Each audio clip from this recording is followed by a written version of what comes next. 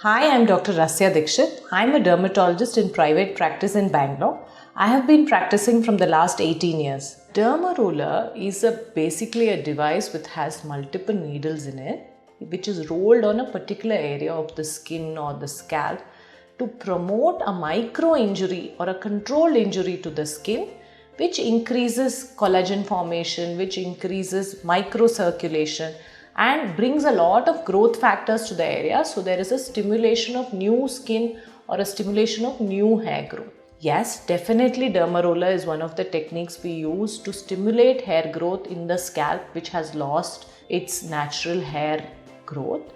It increases the microcirculation to the area, it increases the drug delivery to the area. So if you're using any peptides or any minoxidil, the absorption of the minoxidil by using Dermaroller is going to be much better than by using minoxidil alone. Usually we recommend that you use the Dermaroller once in a week over the affected area for about 5 minutes, and after that you clean the Dermaroller with a shampoo and hot water, dry it, air dry it, and then keep it back in its box.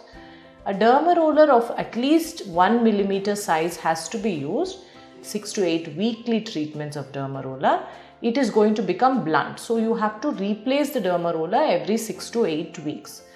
The other concern here is using too much pressure, especially if you are doing it by yourself and you do not gauge the pressure correctly, you could increase the amount of scarring on the scalp. So it is always better that you learn how to do the Dermaroller with a dermatologist so they can teach you the correct pressure to be used, and then you can follow it up with self-treatment at home.